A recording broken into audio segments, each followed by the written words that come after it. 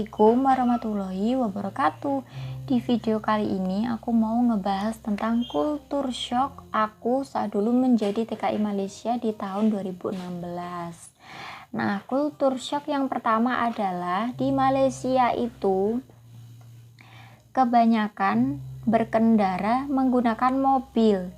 Jadi diibaratkan dari 100%, 80%-nya itu memiliki mobil dan 20%-nya itu memiliki motor.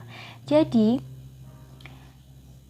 walaupun masyarakat Malaysia, warga Malaysia memiliki rumah sesederhana apapun, itu memiliki mobil walaupun cuma satu ya teman-teman. Jadi mereka itu lebih kayak mengutamakan punya mobil daripada enggak kayak gitu. Jadi enggak heran kalau di jalan raya itu banyak banget mobil dan sedikit, bahkan mungkin motor aja yang lewat itu bisa dihitung teman-teman, saking sedikitnya kendaraan motor kayak gitu. Oke, yang kedua adalah saat mengisi bahan bakar di POM atau Petronas, kalau di sana itu ya, itu tidak ada petugasnya. Jadi mereka mengisi bahan bakar bensin itu sendiri, ngisi sendiri, bayar sendiri menggunakan mesin kayak gitu. Jadi nggak ada petugasnya. Nah, kultur shock yang ketiga adalah adanya pasar malam. Jadi pasar malam di sana itu bukan kayak pasar malam di Indonesia. Ada kuda-kudaan, ada kincir angin, ada mandi bola, ada pedagang-pedagang mainan, terus ada banyak mainan buat anak-anak, buat bocil-bocil kayak gitu. Jadi bukan seperti itu pasar malamnya. Pasar malamnya itu biasanya di hari-hari tertentu dan bukanya itu setiap pukul 4 atau 5 sore sampai menjelang malam. Biasanya sampai jam 7 atau 8 malam itu baru selesai kayak gitu. Jadi biasanya itu pasar malamnya itu seperti yang kalian lihat di Upin Ipin, di kartun Upin Ipin, di pinggir jalan. Terus ada pedagang kaki lima yang banyak dari ujung sampai ke ujung, tapi di tepi ya, bukan di tengah-tengah jalan kayak gitu, tapi di tepi. Ada banyak mungkin pakaian, kerudung, baju, terus buah-buahan, sayur mayur, makanan, minuman, semuanya ada. Jadi pasar malamnya tuh kayak gitu jualan.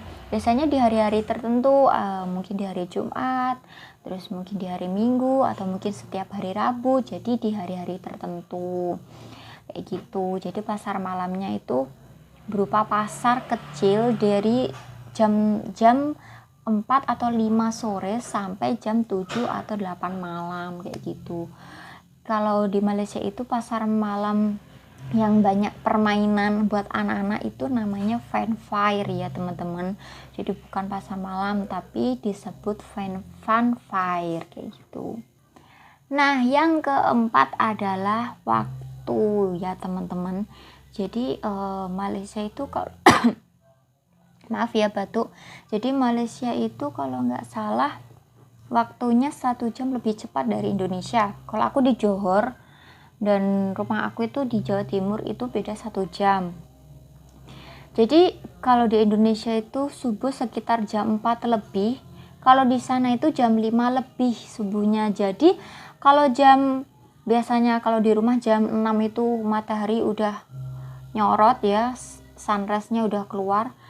Kalau jam 6 pagi di Malaysia itu masih belum terang, jadi masih gelap gulita kayak gitu. Mulai muncul ada matahari, sorot-sorot matahari itu sekitar pukul 7-an, itu baru mulai langitnya agak cerah sedikit kayak gitu.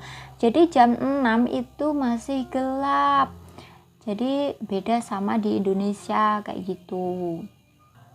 Nah, kultur shock yang kelima adalah daging ayam di sana itu murah banget teman-teman. Jadi nggak heran kalau saat kita di Indonesia terus pindah ke Malaysia merantau, itu di sana itu makanannya ayam terus. Setiap kedai atau restoran itu banyak banget ayam-ayaman, bahkan ayam itu harganya jauh lebih murah daripada lauk sayur-sayuran kayak gitu.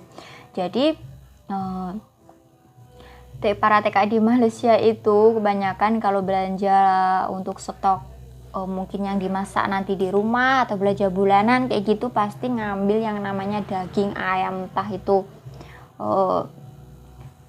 itu yang bagian dada atau beli ayam utuh terus disuruh ngulitin kulitnya terus disimpan buat bahan stok makanan di kulkas kayak gitu.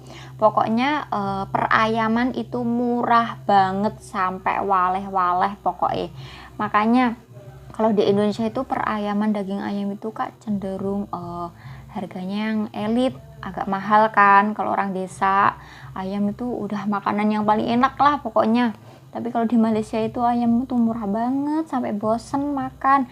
Mau makan di kedai sana ayam banyak, di sini ayam banyak. Pokoknya ya mau nggak mau ya makan ayam, karena memang cenderung lebih murah juga harganya, karena kita kan juga harus berhemat kayak gitu. Makanya kalau udah pulang balik ke kampung ke Indonesia nggak doyan yang namanya makan ayam. Aku dulu mau pulang ke rumah saat udah nggak kerja di Malaysia, ibu aku tuh mau masakin aku ayam, terus aku nolak, nggak mau teman-teman. Aku nyuruh buat botok ayam, botok tempe tahu, terus kayak sayur daun singkong kayak gitu. Pokoknya yang sayur-sayuran, aku nggak mau yang daging-daging karena saking bosennya ya, karena di Malaysia itu perayaman itu murah banget. Nah, kultur shock selanjutnya adalah colokan listrik di Malaysia itu 3 jari ya teman-teman, bukan di Indonesia itu kan 2 ya. Kalau di sana itu 3 gini, 3. Jadi bukan 2. Jadi aku sampai sana itu langsung cari charger baru kayak gitu, karena nggak bisa, karena stop kontaknya semua itu 3 jari atau 3 gigi sih, pokoknya colokannya 3 gitu, kakinya tuh 3, nggak ada yang 2 semuanya. Jadi kita harus beli charger baru kayak gitu, karena nggak cocok, nanti handphonenya nggak dicas ya mati, gimana mau hubungi orang tua, karena handphone itu kan harus nyala ya, penting teman-teman. Makanya aku pulang itu beli charger yang bisa yang dijadiin 2, terus bisa dijadiin 3, yang double kayak gitu teman-teman, bisa dipasang, bongkar pasang kayak gitu. Jadi kalau aku mau balik lagi di sini nanti chargernya aku bawa, jadi bawa 3, ada bisa jadiin 2, bisa jadiin 3 gigi kayak gitu. Jadi nggak perlu beli charger baru lagi kalau aku nanti udah datang ke sana lagi kayak gitu. Jadi kipas, setrika, terus kulkas dan lain-lain semuanya itu stop kontaknya 3 jari kayak gitu. Nah, kultur shock selanjutnya adalah bahasa. Seperti biasa ya, walaupun bahasa Indonesia dan Malaysia ini hampir sama, banyak kemiripan, tapi namanya kultur shock pasti kita akan beradaptasi dengan bahasa baru, kata-kata baru kayak gitu. Bahasa Malaysia ini campuran, ada Melayu, ada juga bahasa Inggrisnya sedikit-sedikit kayak gitu. Jadi kalau kita mungkin biasanya lebih ke benda-benda kayak gitu ya, itu biasanya kalau ngomong tuh bahasa Inggris. Kayak sepeda, mungkin kalau di sana menyebutnya itu bukan sepeda tapi bicycle kayak gitu. Terus kayak mobil, kalau di sana itu menyebutnya kereta. Kalau di sini kereta itu kan kereta api tutut itu ya teman-teman. Jadi kalau di sana kereta itu mobil. Kalau menyebut kereta itu adalah apa ya, kapal api kalau nggak salah, kapal api. Kalau pesawat itu kapal terbang. Nah, kalau rumah sakit, kalau di sini menyebutnya rumah sakit, kalau di sana itu di Malaysia menyebutnya adalah hospital, Inggris. Jadi Terus sandal itu biasanya menyebutnya bahasa Inggris slipper kayak gitu. Terus dulu itu aku pernah beli apa ini namanya, pelindung handphone ya, pelindung handphone itu kan menyebutkan di salah satu mall kalau nggak salah, menyebutkan itu, aku ngomongnya kan handphone aku ini Samsung Galaxy A6 Plus. Aku bilang dia tuh ngomong, kamu mau beli, aku ngomongnya bahasa Indonesia ya, kamu mau beli yang tipe apa? Aku bilang Samsung Galaxy 6 Plus. Dia nggak ngerti teman-teman, Samsung Galaxy 6 Plus itu apa, nggak ngerti. Nah, jadi menyebutnya itu adalah Samsung Galaxy A6 Plus, A6 Plus, A6 Plus. Jadi kata-katanya itu harus bahasa Inggris kayak gitu. Terus kayak beli S, kalau di Upin Ipin kalian tahu S A B C, itu kalau dituliskan A B C tapi menyebutnya itu bahasa Inggris. Mau beli S A B C kayak gitu. Kalau kalian bilangnya mau beli S A B C ya dia nggak ngerti teman-teman. Jadi lebih hurufnya itu lebih ke Inggris kayak gitu, A6 Plus kayak gitu. Jadi rada-rada kaget ya teman-teman, namanya juga wong deso ya kan, berpindah tempat jadi ngangguh-ngangguh gak jowo kayak aku mbien. Tapi sekarang alhamdulillah kalau nanti berangkat lagi ke sana nggak perlu beradaptasi sama bahasa lagi insya Allah, kalau nggak lupa ya teman-teman. Nah, culture shock selanjutnya adalah pengisian pulsa handphone. Jadi kalau di sini kan ngisi pulsa kan bisa online, aku beli pulsa kamu ngirimin pulsa aku kayak gitu kan. Kalau di sini harganya mungkin 10.000, bayarnya 12.000 dan isinya pulsa itu full 10.000. Nah, kalau di Malaysia itu berbentuk voucher, teman-teman. Kamu misalnya beli pulsa 10 ringgit. Oke, uangnya cash 10 ringgit dan kasih top up kan. Terus top up itu semacam kertas segini ya teman-teman, panjangnya segini, terus digosok, terus ada kode angkanya, nanti dimasukin ke handphone, terus nanti kalau udah dimasukin pulsanya itu masuk. Nah, beli pulsa 10.000 bentuk voucher, kamu bayar ke 10.000 misalnya, tapi pulsanya itu enggak full 10, biasanya 8.000 atau 9.000 kayak gitu.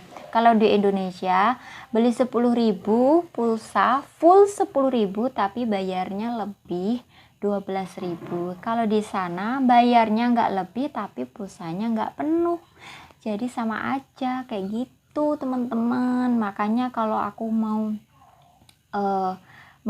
marketin data itu kan aku marketin sendiri lewat pulsa kan. Biasanya aku beli 20 ringgit, sedangkan paketan datanya itu 30 ringgit kalau nggak salah. Terus aku belinya itu 20 ringgit, jadinya 40. Terus aku paketin 30.000, jadi masih nyisa 10 ringgit. Kurang kayaknya, kurang lah. Karena kan pulsanya nggak full ya, jadi 20 ringgit berarti 18 sama 18 36 kayak gitu. Tapi tenang aja, di sana itu kotanya itu untuk 1 bulan ya, untuk 1 bulan. Kalau di sini untuk 1 bulan 2 minggu udah habis. Di sana itu full 1 bulan ya, 1 bulan kayak gitu. Jadi aku tuh nggak pernah yang namanya kehabisan data sebelum tanggalnya teman-teman, aku nggak pernah. Cuman kalau 1 hari atau 2 hari sebelum kotanya habis itu memang sinyalnya agak sulit, itu berarti sudah tanda-tanda butuh kota baru kayak gitu. Kalau di sini biasanya 2 minggu udah habis, 1 minggu udah habis, padahal tulisannya untuk 1 bulan. Kalau di sana itu enggak PHP kayak di sini ya teman-teman, untuk 30 hari ya 30 hari kayak gitu. Padahal aku di sana itu nggak pernah yang namanya nge-offin data. Aku nge-offin data itu hanya untuk tidur istirahat, karena aku kan nggak mau terganggu saat HP bunyi apa ada WhatsApp masuk segala macam, aku nggak mau terganggu, dan aku juga nggak mau ganggu temen aku tidur kan, jadi paket datanya aku matiin kayak gitu. Kalau untuk aku tinggal kerja apa itu nggak pernah data aku matiin teman-teman, jadi bener-bener on terus kecuali aku tidur, dan itu cukup untuk 30 hari. Sangat keren sekali sih menurut aku. Oke, kayaknya itu aja kultur shock yang aku alamin saat dulu baru pertama kali ke Malaysia ya teman-teman. Kayaknya masih ada lagi mungkin ya, karena mungkin aku juga lupa apa aja karena udah lama, berapa tahun yang lalu ya teman-teman. Ya, mohon maklum karena sudah berumur, banyak lupa, banyak salahnya ya. Buat teman-teman yang punya kultur shock, mungkin ada kesamaan sama aku, kalian bisa komen di bawah, kita bisa reunian. Oke, terima kasih sudah menonton video aku, semoga aja video ini bisa bermanfaat buat teman-teman. Wassalamualaikum warahmatullahi wabarakatuh.